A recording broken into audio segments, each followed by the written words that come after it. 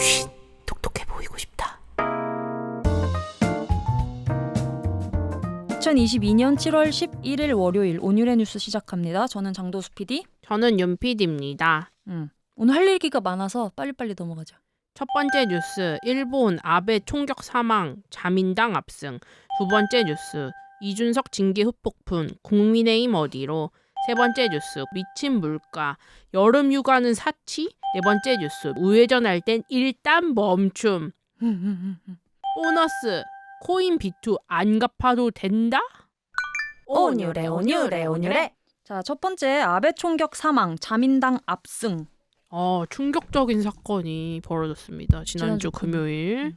아베 전 총리가 총에 맞아서 사망을 했고, 그리고 주말에는 일본에서 참의원 선거가 열렸는데 실제로 아베가 이 선거운동을 하다가 총에 맞았다는 것인데요.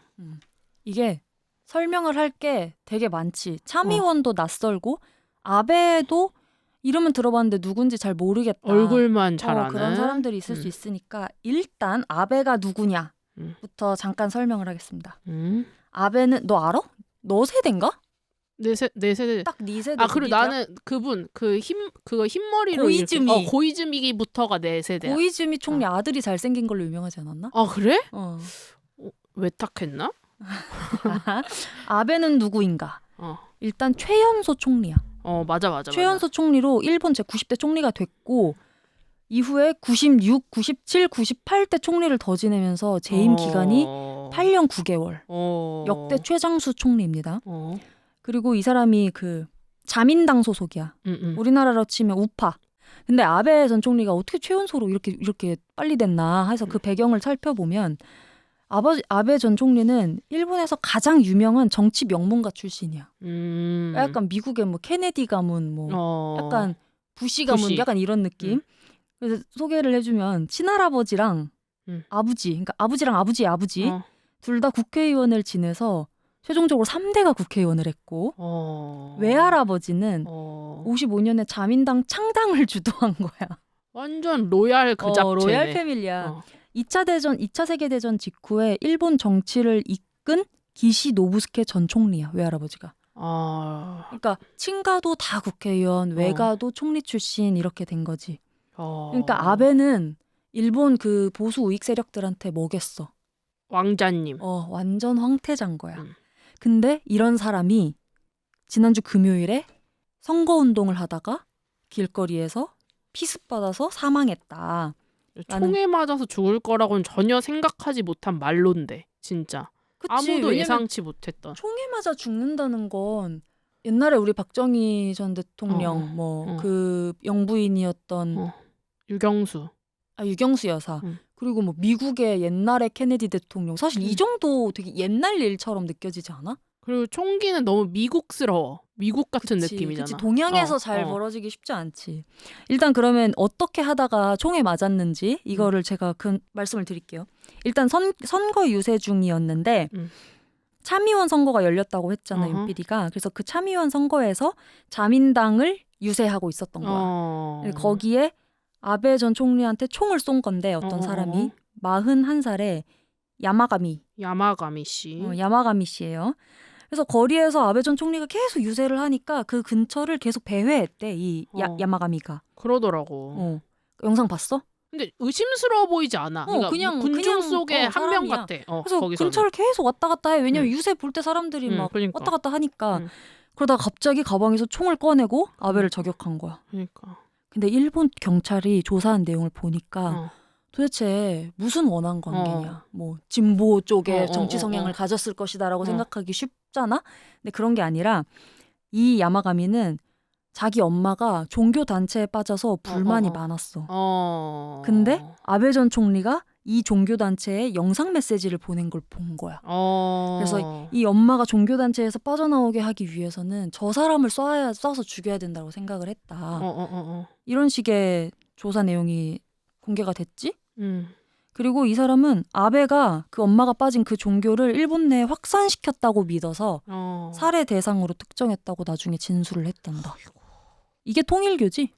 이게 통일교가 그러니까 문성명이 만든 시작인 통일교는 아니라고 하더라고. 아, 좀 달라. 그 문성명의 아들들이 만든 통일교가 또 있대. 아, 달라. 그 아마 그 빠져나온 통일교 중에 하나일 것이다라고 지금 예상이 되고 있다. 근데 의아한 건 이거지. 아까 윤PD가 얘기했듯이 미국은 총기 소유가 자유롭고 근데 우리나라랑 일본은 이게 엄격하게 불법이란 말이야.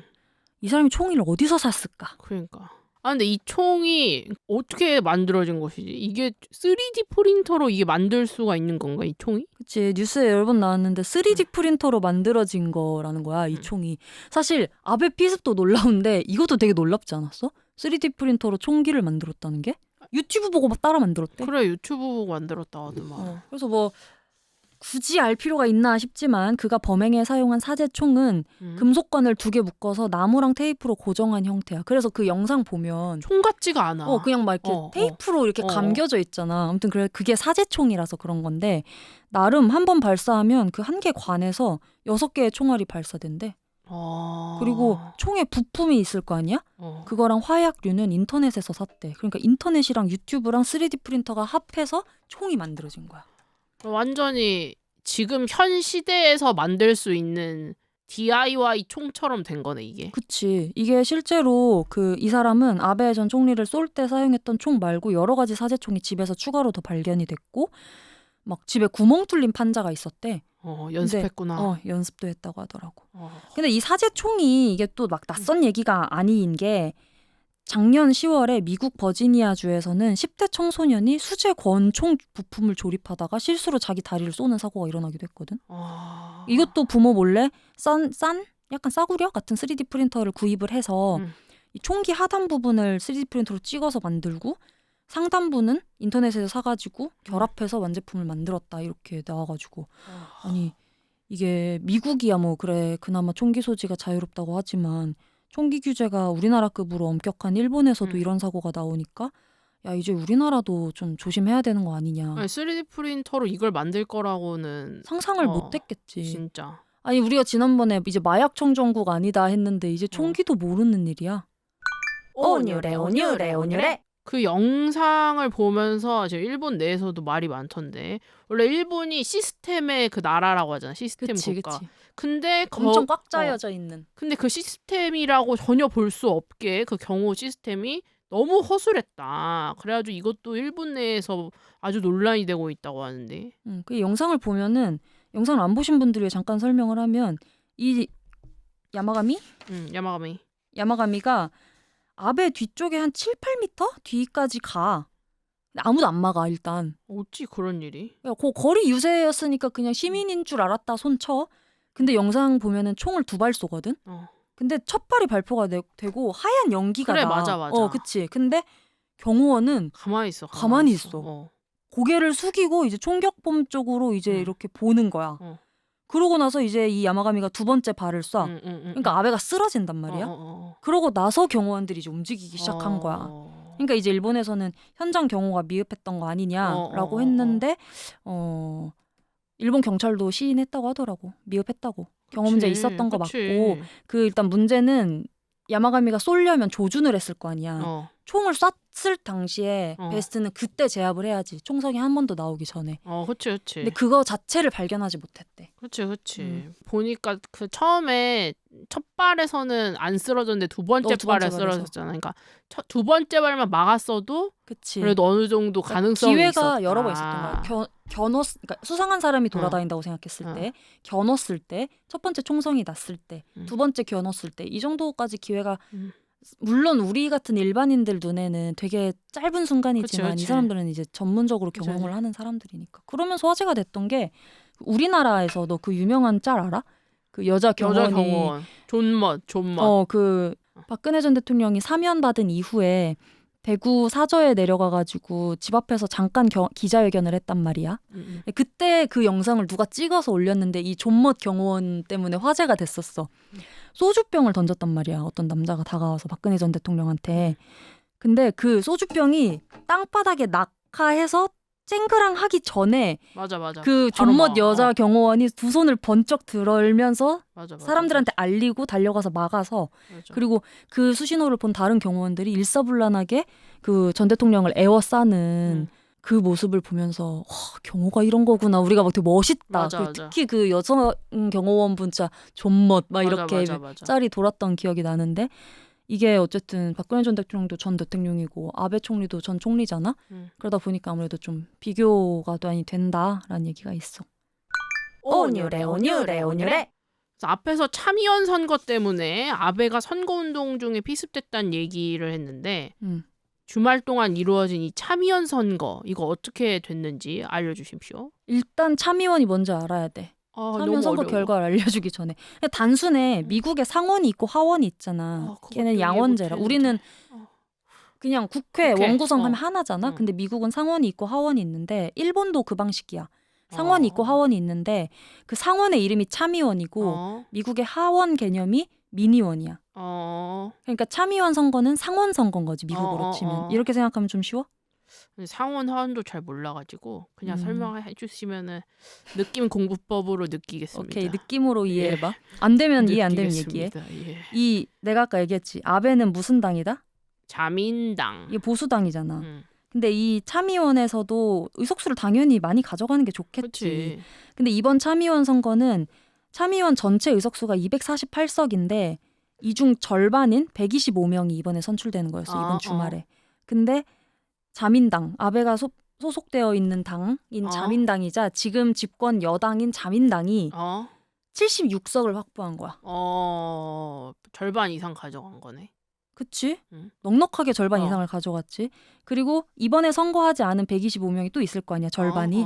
그 원래 참의원의 자민당이 확보하고 있던 의석수에 이번 의석수를 더하면 최종적으로 전체 248석 중에 146석. 완전 과반을 넘은 거야. 그러니까 자민당은 압승을 했다라고 얘기를 해. 근데 그 이번 아베 피살 사건이 선거 결과에 영향을 미쳤다는 분석도 있지. 왜냐면 집권했을 테니까. 보수표들이 엄청나게 결집을 했으니까. 근데 앞으로 3년간은 이런 대규모 선거가 없다? 일본은? 그리고 이제 지금 총리인 자민당의 같은 당이지 아베랑 자민당의 기시다 총리가 있는데 이 사람은 이제 아마 장기 집권할 기반을 마련한 거다 이렇게 보면 될 것 같아. 근데 이 지금 자민당의 총리인 기시다. 아베가 약간 또 경로가 달라. 우리 왜 이준석 계열 있고 윤핵관 계열 있듯이. 근데 이 기시다 지금 현 총리는 약간 마일드한 스타일이야. 보수 중에서도. 야, 비둘기 스타일. 그래서 우리나라하고 관계도 한일 관계도 잘 풀려고 하는 스타일인데 아베 전 총리는 완전 강경 보수였단 말이야. 그래서 기시다 총리가 총리직을 하는 동안 한일 관계가 개선될 거다라고 우리나라에서 예측을 많이 했었는데 지금 아베 죽음으로 강경파가 엄청나게 세를 얻으면서 어떻게 될지 모르겠다 이런 얘기가 있지. 우경화 될 수도 있. 그럴 수도 있지. 걱정입니다. 여기까지 느낌 왔어? 느낌 왔고 더 걱정은 그거도 있네. 어쨌든 통일교가 어쨌든 한국에서 만들어진 거라고 알려지면서 더 혐한이 혹시라도 더 맞아요, 심해질까 맞아요. 봐 그것이 걱정되네. 저도 그건 걱정이 되더라고. 정말.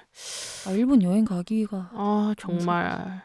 어쨌든 이렇게 지난주에 아주 로얄 패밀리였던 아베가 네. 사망을 한다는 이런 말로라고는 아무도 상상도 생각 못했던. 못했는데 어쨌든 나 가짜 뉴스인 줄 알았잖아. 내가 우리 단톡방에 기사 보낼 때. 진짜 온유래 온유래 온유래. 자, 다음 이준석 징계 후 폭풍. 국민의힘 어디로? 지난 금요일에 또 한국 국회는 아주 또 나름대로 난리가 났어. 이게 우리가 지금 몇 번 계속 얘기를 했는데 국민의힘 이준석 대표가 성상납 의혹으로 윤리위 이제 심판? 결정을 처분을 기다리고 있었지. 근데 징계 결과가 나왔어. 뭐가 나왔지?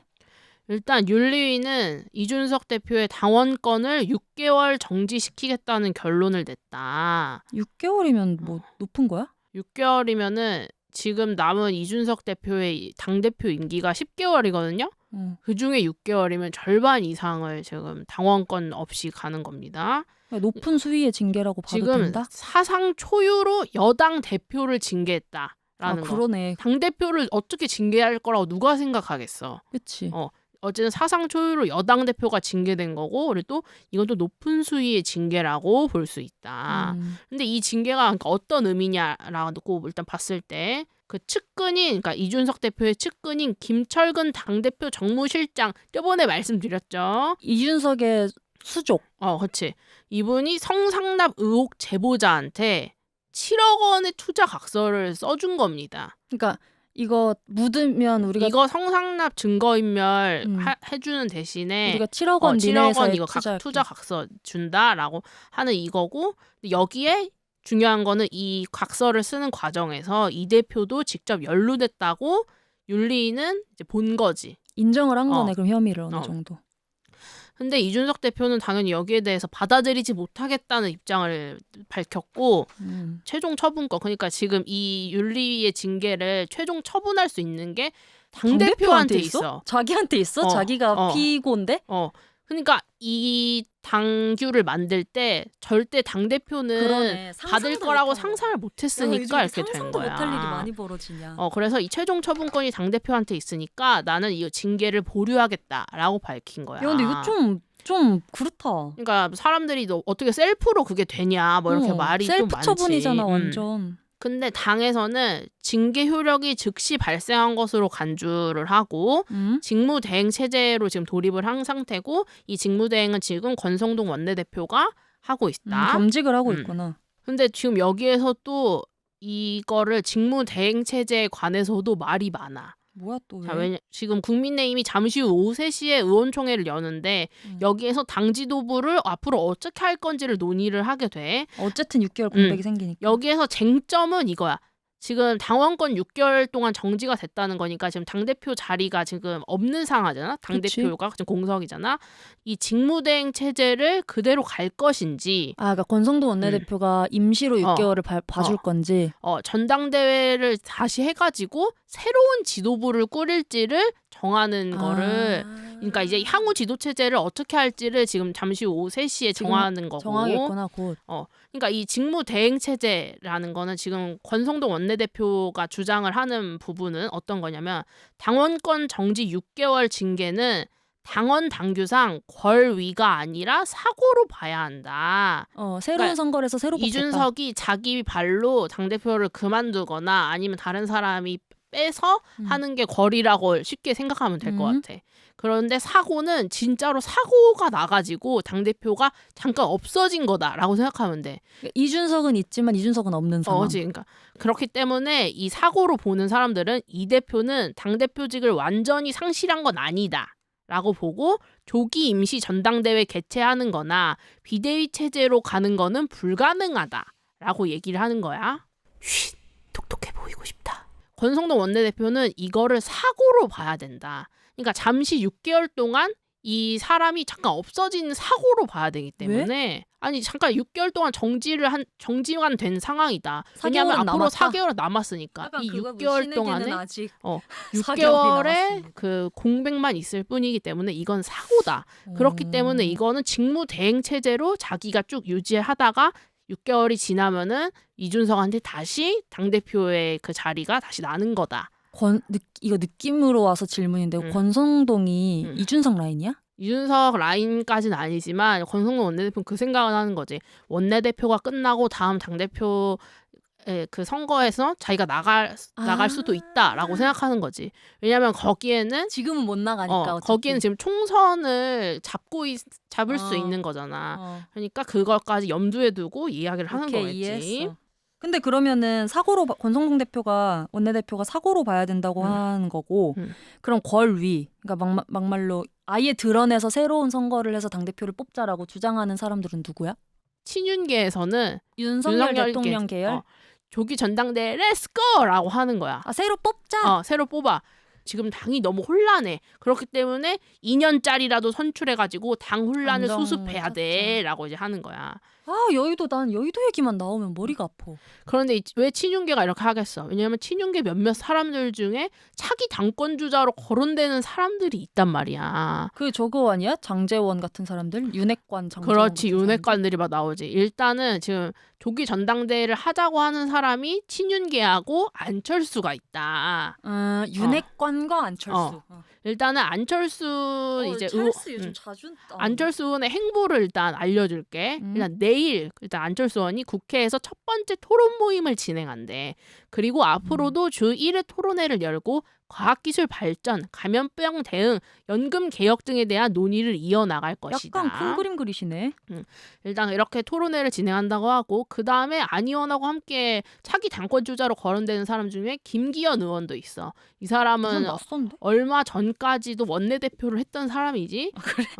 김기현 의원이 이 안 의원이 내일 여는 토론회에 일단 참석을 하는 것으로 알려져 있고 그리고 이제 그 다음 날 그러니까 수요일 13일에는 김기현 의원이 띄운 공부 모임이 있습니다.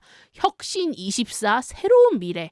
그래서 새미래라고 줄여서 말하는데 이 새미래의 두 번째 모임도 여는다고 합니다요. 공부 모임이요? 그러니까 이 안철수랑 김기현 의원들은 되게 좀 학구적이네. 토론하고 공부하고. 근데 이게 사실 국회 내에서 이제 의원들이 만든 공부 모임을 찐 스터디 그룹으로 볼 수 있느냐라는 건 또 말이 많죠. 어쨌든 세력을 그치, 만드는 다 세를 거니까. 만들려는 거지. 네. 그리고 이제 여기에 장제원 의원이 이제 새미래 두 번째 모임에 장제원 의원이 참석한다고 했고요. 공부 모임에. 그리고 안철수 의원도 초청한다고 합니다요. 그리고 이제 여기서 윤핵관의 장제원 의원이 누구냐? 그 국정감사 때 좀 유명했고 그 아들이 노엘 사고친 어. 그 자꾸 사고치고 있는 어. 사람의 아버지. 그래서 장제원 의원이 주말 9일에 코로나19로 중단했던 2년 7개월 만에 열었대요. 산악회를 열었다고. 한사랑 산악회 말고 또 예. 있어요. 여원 산악회라는 그 산악회가 있는데 장제원 의원 약간 그런 거 아닐까? 지지자들과 뭐 추종자들 모임 같은 거. 그렇지. 그래서 지금 사람들이 봤을 때는 장 의원이 외곽 조직 재가동하는 거는 최근 자신하고 오랜 기간 공개 갈등을 빚어온 이준석 대표가 중징계를 받은 직후에 차기 지도 체제에 대한 논의가 분출하는 상황하고 맞물려서 주목을 하고 있다. 그러니까 이게 지금 장제원 의원 이준석 대표하고 사이가 안 좋았었구나. 그러니까 다음 스텝을 갈 수 있는 걸 모든 사람들이 다 지금 준비하고 있는 거죠. 호시탐탐 노리고 있고 이준석은 안 돼, 저분을 결정하지 않을 거야 이러고 있는 상황이구나. 권성동 어서 너가 나의 6개월을 맡아줘. 약간 이런 플로우 오케이. 가겠죠. 어쨌든 이 권한대행 체제로 가는 건지 조기 전당대회로 가는 건지는 오늘 오후 늦게 돼봐야지 이게 결정 나서 알 수 있을 것 같고요. 근데 맨날 혼란이야. 나 그럼 궁금한 거 있어. 내 지인들 중에 온유래 들을 때 여의도 얘기만 나오면 졸리단 사람들 있다? 정치 얘기만? 사람들 반응이 좀 궁금해. 아니 그러니까 누가요? 우리 청취자들은 이 정치 뉴스 재밌는지. 나도 예전에는 없었거든. 근데 코미디보다 더 재밌는 데가 여기야. 천극. 그리고 이 사람들이 정치인들이 그 다 진심이다? 진심이고 이 사람들이 또 그런 해안이 있어요. 뭐 개가 짖어도 기차는 간다 이런 말 어디에서나 다 쓰일 수 있더라고요. 그리고 본업을 잘해야 된다 이런 것들 다 이 사람들을 보면서 절차탁마하고 반면교사하면 되는 것입니다. 아무튼 여의도 뉴스 최대한 재밌게 전해드릴게요. 똑똑해 보이고 싶다. 이준석 반응은 어때? 이준석 대표가 쉽게 죽을 캐릭터 아니잖아요. 아니지. 이 자리에 어떻게 올라왔는데요. 그러니까 아득바득 올라왔는데. 그래서 지금 반격 카드를 모색하면서 지금 고민에 빠져 있는 상태고 8일 새벽에 윤리 징계 이후에 자맹을 하고 있다. 아직 별 소식 없다는 거구나. 원래 이준석 대표가 하루에도 페북에 글을 몇 개씩 썼습니다. 몇 개씩. 안 올라왔어? 그래? 그런데 SNS에 9일에 별다른 설명 없이 바람의 색깔이라는 유튜브 영상, 그러니까 노래를 공유했는데 이 바람의 색깔이라는 게 애니메이션인 포카혼타스 OST라는 거예요. 근데 이제 여기를 들어가 봤습니다. 근데 제목이 그렇고 하고 이제 가사가 중간에 나오거든요. 가사가 아주 괜히 공유한 게 아니겠죠. 또 뭐가 있구나. 가사가 아주 대단합니다. 일단 이 노래는 자연의 아름다움에 반하는 인간의 욕심과 다양성의 가치를 그려내 서정적인 분위기 곡인데 이걸 왜 했냐. 중징계를 받고 벼랑 끝에 내몰린 이 대표의 정치적 처지와 맞물려서 역설적으로 의미심장하게 해석될 수 있다는 게 가사 알려줘. 정치권의 시각인데요. 가사는 자기와 다른 모습 가졌다고 무시하려고 하지 말아요. 아예 다른 모습의 어. 문제야. 성상납은 범죄인데. 자, 아무튼 그리고 얼마나 크게 될지 나무를 베면 알 수가 없죠. 이준석 나무라고 어. 생각하는구나. 어. 더 그리고, 크게 되고 싶고. 아름다운 빛의 세상을 함께 본다면 우리는 하나가 될 수 있어요. 이런 내용이 담긴 노래였습니다.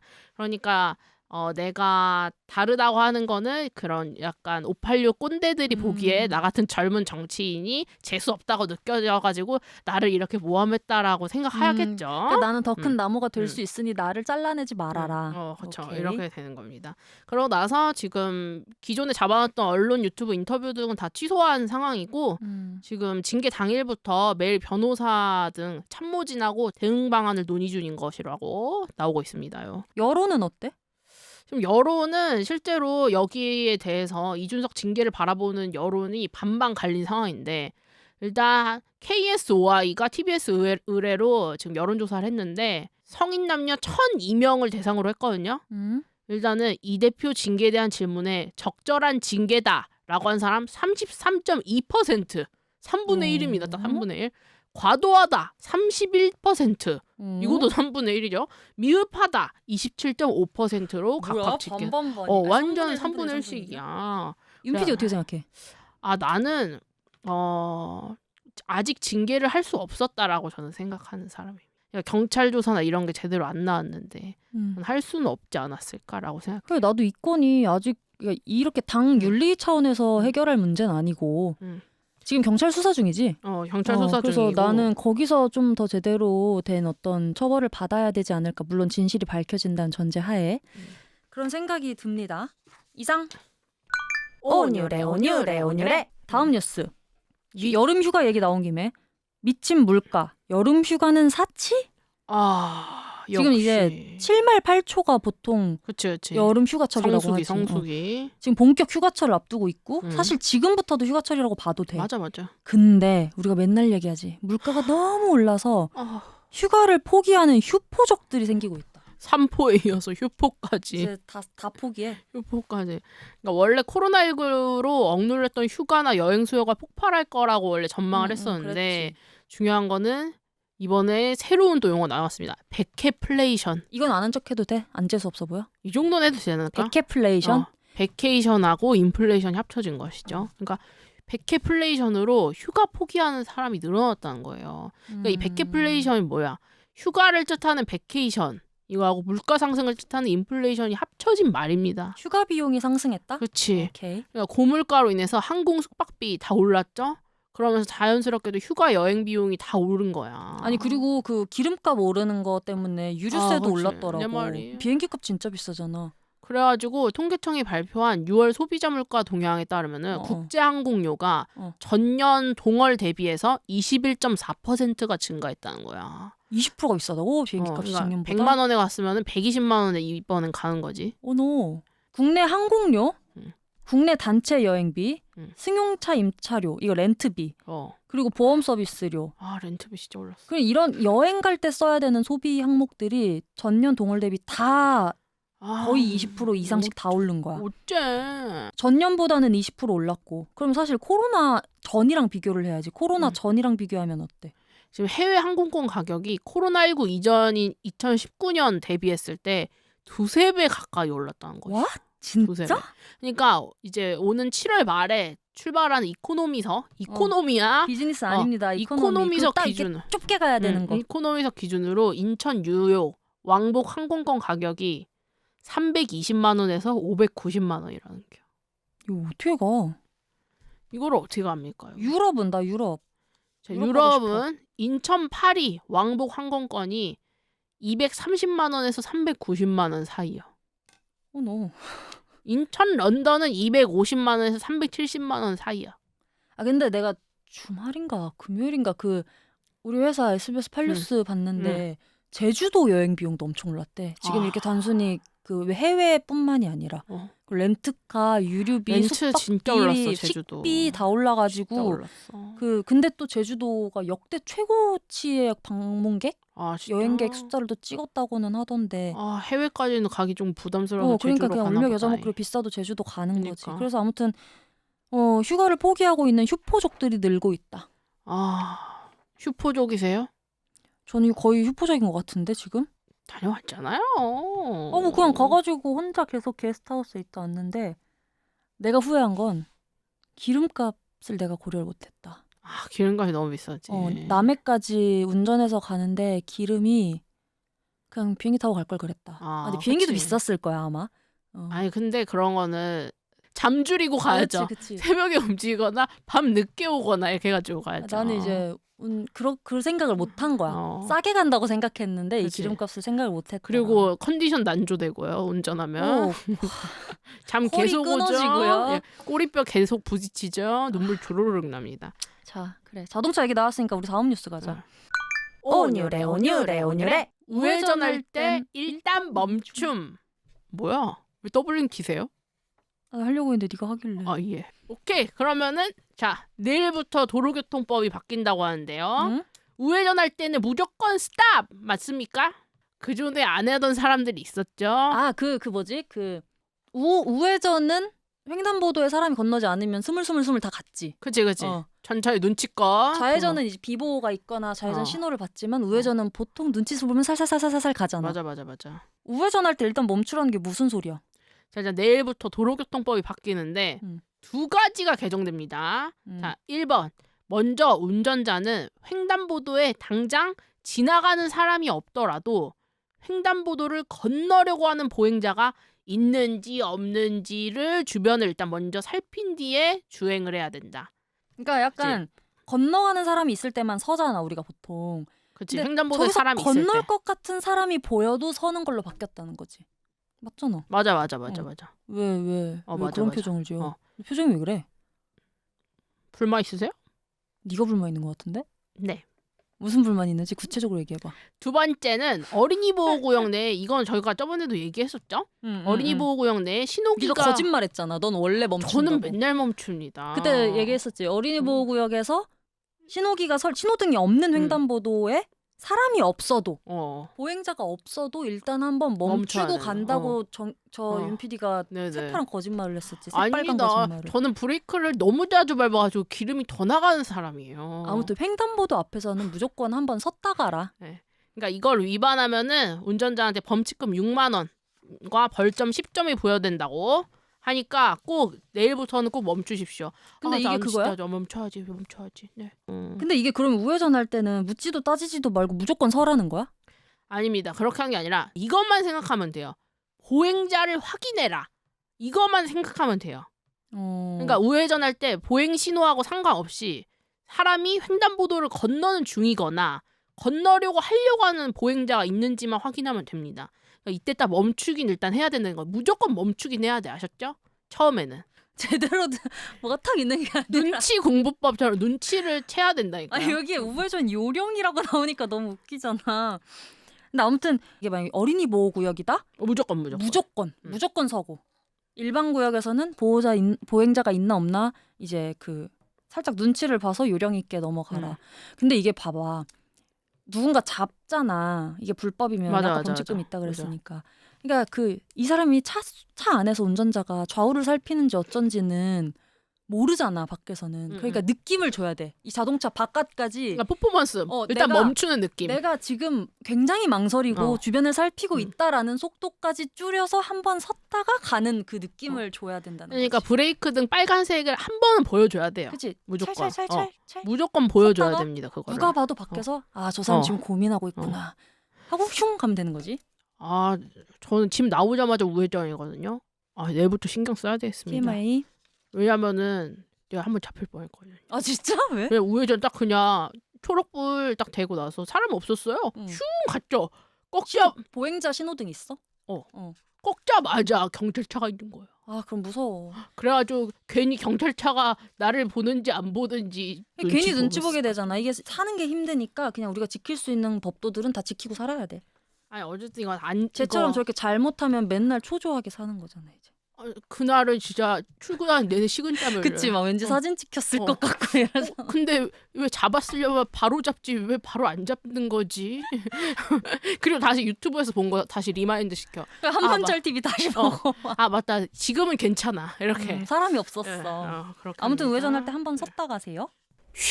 똑똑해 보이고 싶다. 자, 마지막 보너스.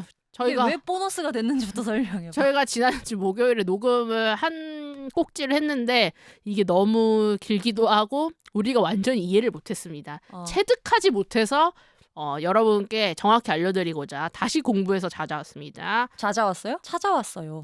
하세요. 찾아왔어요라 했다니까? 아 그런 거 그냥 넘어가는 거예요. 읽어주세요. 제목. 뭔데요? 아 코인 비투 안 갚아도 된다. 지난주 아주 화제였는데요. 지난주에 화제였어. 우리 늦었어. 지난주에 화제였는데 어쨌든 이거 지금 계속 킵고잉이니까 아, 그래. 알면 알아야 돼. 알긴 해야 돼요. 예. 지금 코인이랑 주식이 다 폭락하잖아. 어떡해요. 그래서 작년에 빚내서 코인 투자했는데 올해 코인 가격이 진짜 개떡락을 하면서 아 진짜 어떡하냐. 투자자들이 다 난리가 났단 말이야. 그치. 근데 이제 최근 뉴스를 좀 주의 깊게 본 사람들은 아마 한 번쯤 봤을 텐데 코인에 비투한 건 안 갚아도 된다 이런 얘기들이 이게 나오잖아. 무슨 말이야. 이게 무슨 말이야? 코인 빚내서 투자한 거는 빚낸 거 다 부채탕감해 준다는 거야? 뭐 이런 생각이 들 수가 있잖아. 이게 법이 바뀐 건데 자, 잘할 수 있을까 내가? 자 변호사가 알려줬습니다. 내가 그냥 무조건 쉽게 얘기해 줄게. 뭐 예. 법적인 용어 하나도 안 쓰고. 제가 이해하는지 안 하는지 제가 딱 너 해볼게요. 나만 보고 있어. 원고 예. 보지 말고. 개인 회생이 있고 개인 파산이 있어. 세상에는. 근데 파산은 내가 파산 신청을 하려면 내가 건강상의 문제가 있거나 장애가 있어서 일을 못 해. 그래서 고정적인 소득도 전혀 없고 소득이 있어도 최저생계비 이하인 저소득자이면 파산 신청을 할 수 있어. 파산을 하면 내가 갖고 있는 모든 게 다 채권자, 그러니까 은행이나 이런 데로 넘어가기 때문에 재산 소유를 아예 할 수가 없고 대신에 모든 부채가 한 번에 정리가 되는 거야. 근데 지금 나오는 건 이 파산이 아니라 개인 회생이야. 회생은 파산이랑 뭐가 다르겠어? 느낌이. 기회가 준다는 거구나. 그치. 내가 최저생계비 이상의 지속적인 소득이 있으면 이 소득에서 일정 기간, 보통 3년에서 5년 사이인데 변제금을 성실하게 납부만 하면 다는 못 갚아도 성실하게 일정 기간만 납부를 하면 봐준다는 거야. 어느 정도 탕감을 해준다라는 거구나. 그러니까 변제금을 성실하게 몇 년간 내면 그러니까 너가 성실한 의무를 보여줬으니까 이 정도는 봐준다가 이런 느낌으로 이해하면 되나? 그치. 대신에 근데 그 변제금이 너무 적으면 그러면은 이거 봐준 의미가 없지. 너무 많이 봐주는 거지. 이거 사회가 봉사단체도 아니고 말이야. 그래서 개인 회생 절차를 알려줄게. 채무보다 청산 가치가 적어야 진행이 돼. 청산가치는 뭐죠? 네가 자꾸 청산가리라고 부르는 이건데. 청산가리밖에 몰라요. 청산가치는 뭐냐? 네 총 재산을 돈으로 환산했을 때의 금액. 그러니까 내 차, 부동산 뭐 없지만 있다 손치고 그래. 땅, 뭐 이런 것들. 네가 그런 게 있는데 네가 진 빚보다 그게 많아. 그럼 개인회생 못하지. 안 되지. 그럼 그럼 다 팔아서 다 팔아서 처분하면 되잖아. 해야지. 갚아야지. 그러니까 네가 가진 빚이 네가 갖고 있는 모든 자산을 돈으로 환산했을 때의 금액보다 큰 경우에 이 개인회생이 진행이 되는 거야. 그럼 이제 진행이 돼서 이 개인회생 접수를 해. 그럼 네가 월에 평균 소득에서 최저 생계비를 빼고 월에 변제금을 이제 정하는 거야. 네가 정하는 건 아니겠지. 정해서 알려주겠지. 그러면 이 월마다 갚을 돈, 변제금의 총액이 네가 갖고 있는 지금의 가치보다 많거나 같아야 돼. 그러니까 이게 기준이 되는 거야. 너의 이 청산 가치. 기준점이다. 기준점이 된다고 보면 돼. 청산 가치라는 건. 자, 여기까지는 이해가 되니? 내가 예를 들어서 설명을 해줄게. 네가 1억을 빌렸어. 요즘에 코인이 너무 화제고 막 이러니까 네가 1억을 빌려가지고 1억을 다 갖다 그냥 꼬나 박았어. 코인 다. 네가 꿈꿨던 건 이게 2억이 되고 3억이 되고 하는 거겠지만 내 꿈 10억. 오케이. 10억? 근데 이게 3천으로 빠진 거야. 눈물 주르르. 그러니까 1억 원을 빌려서 투자를 했는데 네 코인 그 어플에 들어가 보면 3천만 원어치만 남아 있는 거야. 눈물 잘잘. 7천만 원 어디로 갔어? 공중 부양했겠죠. 그거 다 날라갔잖아. 네. 그럼 너는 은행에 얼마를 갚아야 돼? 그럼 어쨌든 1억은 갚아야지. 그러니까 3천 남은 거 빼면 7천만 원은 갚아야죠. 그치. 3천 처분하고 7천까지도 갚아서 1억을 만들어줘야 되는 거잖아. 근데 이번에 법이 바뀌었잖아. 이게 무슨 말이냐면 그러니까 그 아까 내가 기준점이 된다고 했던 청산 가치에 이 7천만 원은 빠지고 3천만 원만 해당이 되는 거지. 옛날에는 1억 원 전체를 청산 가치에 반영해야 했던 이유는 투자에 실패한 것은 채무자가 책임을 져야 된다. 그치. 라는 그 생각 때문이었던 건데 그치. 지금은 이제 바뀐 거라 보면 되지. 그러니까 이번에 서울회생법원이 채무자의 변제금을 산정할 때 암호화폐 투자 손실금을 제외한다는 준칙 때문에 이것이 다 발생했다는 거 아니겠습니까? 그렇죠? 그치. 온유래. 근데 법원이 왜 이렇게 바꿨냐? 주식 및 가상화폐 투자 손실금은 음. 현재 혜윤이가 보유하고 있는 경제적 이익이 아님에도 불구하고 그러니까 네 이미 7천만 원 잃은 거는 경제적 이익이 아니잖아. 그럼에도 불구하고 개인회생 절차에서 네가 갚아야 되는 총 금액이 투자 손실금보다 무조건 많아야 된다. 이해가 돼? 많이? 뭐라고 했어? 아니, 단어가 너무 복잡해서 너무 복잡한데 그래. 내가 아까 얘기했잖아. 네 빚이 청산 가치보다 커야 된다고. 그래야 개인회생이 들어갈 수 있다고. 근데 이게 빚을 많이 진 사람들한테 일종의 제약처럼 작용할 수가 있겠다라는 거야. 2030들이 많잖아. 코인 투자한 사람들이. 근데 얘들이 개인회생 신청을 못하면 사실상 경제활동을 계속 할 수가 없고 이러다 보니 개인회생 절차에 신청할 수 있는 문턱을 낮춰주는 취지였다는 거야. 그러니까 아예 못 받고 걔네 인생 나락으로 가는 거를 막고 어느 정도는 받겠다라는 생각으로 그러니까 한다는 경제활동은 하게 해주고 거구나. 최저생계비만 받고 나머지라도 갚아. 그럼 어쨌든 얘는 뭐 자산 축적까진 못하겠지만 경제활동 인구에는 포함이 되게 되니까. 파산보단 나으니까. 그치, 파산보단 나으니까 이 사람 인생을 생각했을 때. 그래서 시작한 거라고 보면 되는데 그건 안 되지. 근데 뭐 빚으로 그거 낸 사람한테만 그거 해주면은 그럼 빚투 안 한 사람만이 바보예요? 온유래 온유래 온유래. 근데 계속해서 이 회생법원 측의 입장은 그거야. 과거부터 부동산, 자동차 등 재산에 대해서 현재 가치를 적용할 때는 그 청산 가치를 매겨왔다. 그러니까 시간에 따라서 감가가 된 현재 가격을 기준으로 삼아왔기 때문에 코인도 현재 가격을 기준으로 삼는 것뿐이다. 이렇게 얘기를 하긴 하지. 근데 나는 이제 이게 의문이라는 거야. 부동산, 자동차와 이 주식과 코인이 같은 성질의 재화라고 볼 수 있느냐.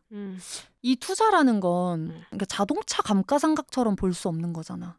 그치. 그러니까 내가 1억 원을 묻으면 시간에 의해서 풍화돼서 3천만 원이 되는 게 당연한 게 아니잖아. 사는 순간 떨어지는 거잖아. 근데 코인은 사실 혜윤이 만약에 윤PD가 샀을 때 기대한 건 얘가 10억 갈 걸 기대를 했는데 그리고 오른 그거에 것도 대한 분명히 신뢰가 있다. 있었는데 갑자기 3천만 원으로 떨어진 거에 대해서도 국가가 이렇게까지 보전을 해준다? 내 말이. 나는 조금 이 법이 좀 의아한 것 중에 하나였거든. 저는 차고는 모르겠는데 차는 어차피 사는 순간 감가니까 그건 다른 것 같은데 부동산이랑은 비슷할 수도 있다. 비슷할 수도 있겠네. 왜냐면 부동산 오를 수도 있는 거잖아. 근데 난 또 거기에서도 완벽하게 같다고 생각을 안 하는 게 부동산은 의식주의 주잖아. 그러니까 어쨌든 투기 목적으로 사는 사람들도 있겠지만 내가 살려고 사는 집인데 일종의 생필품이라는 거야. 물론 난 없어 그 생필품이. 근데 필이 없네. 주식이랑 코인은 자산 증식이 목표 아니야? 결국? 그치. 그러니까 물론 부동산도 투기 열풍 속에서는 그렇게 보일 수 있겠지만 글쎄 이렇게 법원이 설명한 것처럼 완벽하게 같은 선상에 놓고 얘기할 수는 난 없을 것 같아.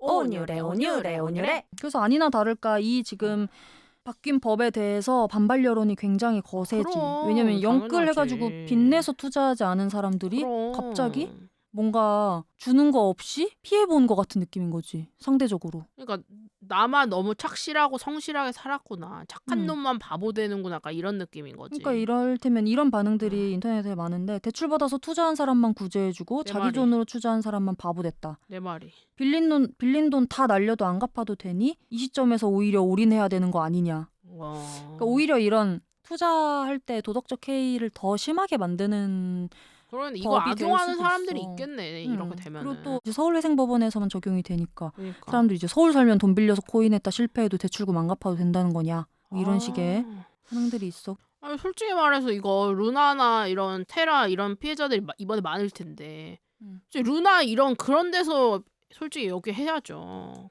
루나 코인 회사에서 그렇게 해야 된다고? 솔직히 그런 걸 해야지 왜 나라가 합니까? 어쨌든 그것도 일부는 세금으로 이제 어떻게 돌아가는 거 아니겠어요, 다? 저는 코인은 안 합니다만 이거는 아닌 것 같습니다. 전 비투가 못 해봤기 때문입니다. 어쨌든 이거 낼 수 있을지 모르겠지만 진이 많이 빠졌습니다. 어쨌든 돌아오는 목요일에 다시 오겠습니다. 자, 안녕. 안녕.